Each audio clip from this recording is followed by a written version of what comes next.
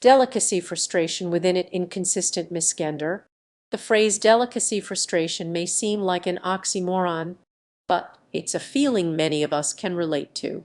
It's the sensation of being sensitive to a particular issue, yet simultaneously being fed up with the way it's handled.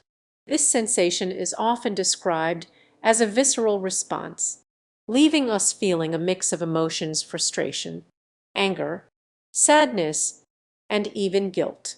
We may feel like we're walking on eggshells, trying not to offend, but at the same time, we can't help but feel frustrated that we have to navigate a situation with such care.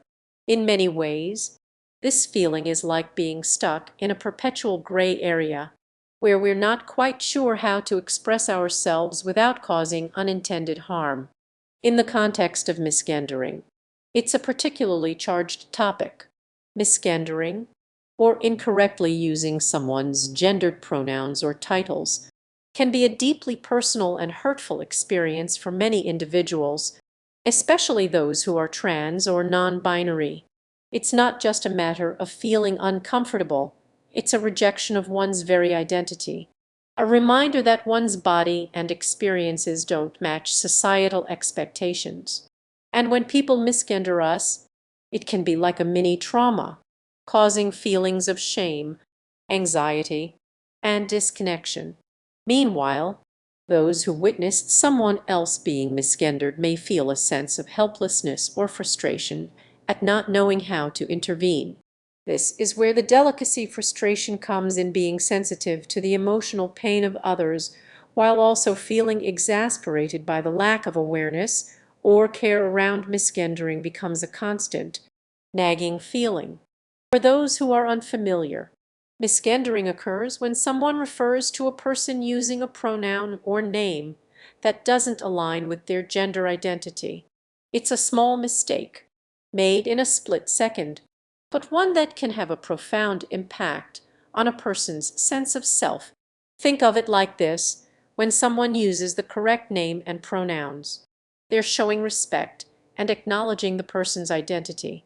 But when they get it wrong, it's like a minor scratch on the surface of a deeper issue. It may seem insignificant, but it can still cause pain and discomfort. To illustrate this, let's consider an example. Imagine a friend. Let's call them Jamie, who identifies as non-binary and uses they them pronouns. You are in a social situation, chatting with Jamie, and you accidentally slip up and use the wrong pronouns.